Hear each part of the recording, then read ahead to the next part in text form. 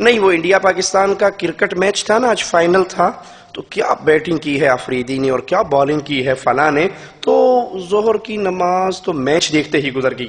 بھائی آپ مسلمان، اللہ بڑا غفور الرحیم ہے، ایویں نہ ڈرایا کرو، بڑا معاف کرنے والا ہے اللہ۔ عشاء کی نماز پڑھی نہیں، وہ جمعرات تھی نا، تو کمپنی میں دوست وی سی آر لے کر آئے تھے اور پاکستان سے ایک لیٹسٹ فلم آئی تھی، انڈیا کی ٹاپ سپر ہٹ فلم آئی تھی، تو رات تو پھر وہ مغرب عشاء تو او دے وچ ہی لنگ گئی۔ بھائی اللہ بڑا غفور الرحیم ہے۔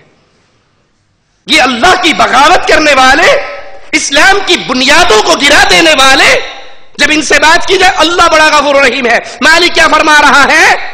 ان الانسان لفی خسر، انسان بربادی میں، خسارے میں، گھاٹے میں، ہلاکتوں میں، کیونکہ اس کو یہ 60 سال، یہ 70 سال، یہ 80 سال، یہ 90 سال، یہ 100 سال اس لیے دیے تھے۔ تیرے بابا آدم کو تو جنت اللہ نے انعام کے طور پہ دی تھی، لیکن تجھے یہ زندگی دی ہے، اس زندگی کے اندر اس زندگی کو بنانے کے لیے محنت کر لینا۔ جس طرح رات کے اندر کسان اٹھتا ہے، کندھے پہ کسی ہے، دسمبر کی ٹھٹرتی ہوئی راتیں ہیں، وہ پانی لگا رہا ہے، وہ فصل دیکھ رہا ہے، وہ کھیتوں میں کام کر رہا ہے۔ لوگ کہتے ہیں بابا کیوں محنت کرتا ہے، کیوں نیندیں برباد کرتا ہے، کیوں آرام نہیں کرتا؟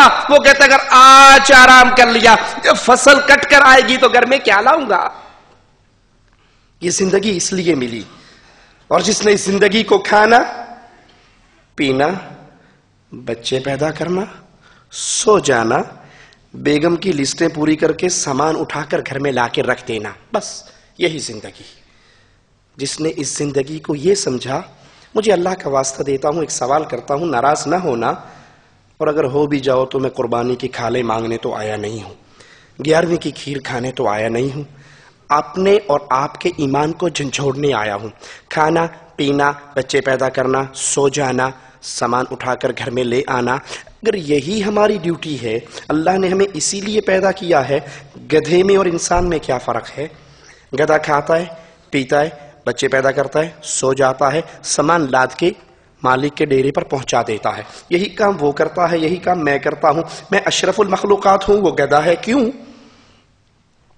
ہمیں یہ 60 سال، ہمیں یہ 70 سال، ہمیں یہ 80 سال کی زندگی کیوں ملی کہ اس زندگی میں ایسے کام کر جاؤ کہ اللہ راضی ہو جائے، اس زندگی کے سودے اس زندگی کے ساتھ کر جاؤ۔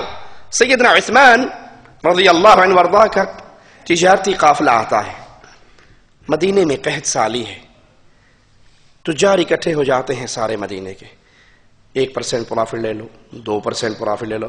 وہ کہتا نہیں مجھے تو زیادہ مل رہا ہے، کہا 3% لے لو، کہا اس سے بھی زیادہ مل رہا ہے، کہا 5% دینے کے لیے تیار ہے، کہا نہیں اس سے بھی زیادہ۔ تجار کہنے لگے مدینے کے سارے تاجر تو ہم ہیں، ہم میں کوئی بندہ غائب نہیں ہے تجار میں، آپ کس کی بات کر رہے ہیں جس نے آپ کو اتنی بولی لگا دی ہے؟ کہا میرے رسول کے مدینے میں قحط ہے اور میرا اللہ مجھ سے 70% کا وعدہ کرتا ہے، تم گواہ رہنا، میں نے یہ سارا مال اللہ کو دے کے رب سے جنت کا سودا کر لیا۔ مومنوں کی ماں سیدہ عائشہ رضی اللہ تعالی عنہا مدینے کی زمین پہ دھمک کی آواز سنتی ہیں، پوچھتی ہیں کیا ہے آج یہ زمین وائبریٹ کیوں کر رہی، دھمک کی آواز کیوں آ رہی؟ جواب دینے والا کہتا ہے عبد الرحمن ابن عوف کا اتنا بڑا تجارتی قافلہ آج مدینے میں داخل ہوا ہے کہ وہ سارے اونٹ جب پاؤں مارتے ہیں تو زمین لرز اٹھتی ہے۔ مومنوں کی ماں کہتی ہیں رضی اللہ تعالی عنہا کہ عبد الرحمن کا اس دن کیا حال ہوگا جس دن یہ چھلانگے مارتا ہوا، اٹکھیلیے کرتا ہوا رب کی جنت میں داخل ہو جائے گا۔ سننے والے نے دوڑ لگائی، عبد الرحمن کو جا کر خبر دی رضی اللہ عنہ وارضاہ۔ وہ قافلہ چھوڑ کے مومنوں کی ماں کے پاس آتے ہیں اور کہتے ہیں ماں آپ نے یہ کہا ہے؟ کہا ہاں میں نے تیرے آقا سے سنا تھا، انہوں نے ایک دن فرمایا تھا عبد الرحمن کا اس دن کیا حال ہوگا جس دن وہ اٹکھیلیے کرتا ہوا، مسکراتا ہوا، چھلانگے لگاتا ہوا، دوڑتا ہوا اللہ کی جنت کی طرف جا رہا ہوگا۔ آنکھوں سے آنسو بہنے لگے اور کہا ماں میں آپ کو گواہ بنا کر اس نعمت کے شکرانے کے طور پہ یہ بات کرتا ہوں، یہ جتنا قافلہ آج تجارت کا آیا ہے میں نے سب راہ للہ بخش دیا ہے۔ جن کی نظر जिन्होंने इस उम्र का सौदा कर लिया होता है, जिनकी सोच जन्नत के ऊपर टिक चुकी होती है। इमामुल अंबिया अलैहिस्सलातु वस्सलाम आवाज़ लगाते हैं, मैदान अहद है, कुफार घेर रहे हैं, आपके साथ 7 अंसारी और 1 मुहाजिर है। फरमाते हैं मन यरुद्दुहुम अन्ना व हुवा रफीकी फिल जन्ना, कौन है जो आज इन दुश्मनों को मोहम्मद से दूर करेगा, रब उसको जन्नत में मोहम्मद के करीब कर देगा सल्लल्लाहु अलैहि वसल्लम। एक के बाद दीगरे सहाबा उठे और सब के सब इमामुल अंबिया की हिफाजत करते हुए शहीद हो गए। नजर रब की जन्नत पे लग गई। मालिक फरमा रहा है, लोगों, पूरी इंसानियत बर्बाद होने वाली, खसारा पाने वाली, घाटे में जाने वाली, जहन्नम की आग का ईंधन बनने वाली, इल्लल्लज़ीना आमनू। अब जिक्र शुरू हुआ है जो इस खसारे से बचने वाले हैं। अल्लाह, हम जितने बैठे हैं, अल्लाह हम सबको क़यामत के दिन खसारे से बचा लेना। अल्लाह हमें बर्बादी से बचा लेना। अल्लाह हमें अपनी रहमत की चादर में ढांप लेना। हमारी चमड़ियाँ, हमारा नरम गोश्त तेरी जहन्नम की दहकती हुई आग को बर्दाश्त नहीं कर सकता। रब्बा, अपनी रहमत से हमें जहन्नम की आग से बचाकर अपनी जन्नतों में दाखिल फरमा दे। इल्लल्लज़ीना आमनू, सिवाय वो लोग जो ईमान ले आए, जो अल्लाह पर ईमान लेकर आए। इस ईमान से मुराद अगर अल्लाह को मानना है, अल्लाह का इकरार है, तो यहूदी अल्लाह को नहीं मानते? मानते हैं। ईसाई अल्लाह को नहीं मानते? मानते हैं। मुशरिकीन मक्का के अल्लाह को नहीं मानते थे? हर बंदा कह सकता है जी हाँ, हम ईमान लेकर आए हैं, हम अल्लाह को मानते हैं, हमारा अल्लाह पर ईमान है। तो क्या कुफारे मक्का अल्लाह को नहीं मानते थे?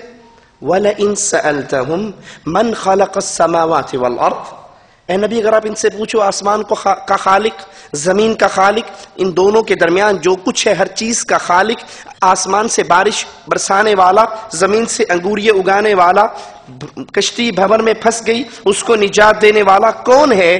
किन से पूछो? मुसलमानों की बात नहीं हो रही, अबू जहल की पार्टी की बात हो रही है। तो ये क्या कहेंगे? अल्लाह आसमान का खालिक है, जमीन का खालिक है। लेकिन यहां अल्लाह उनको काफिर कह रहा है, मुशरिक कह रहा है। उसकी वजह क्या है? वो ईमान लाने के, अल्लाह को मानने के दावेदार हैं।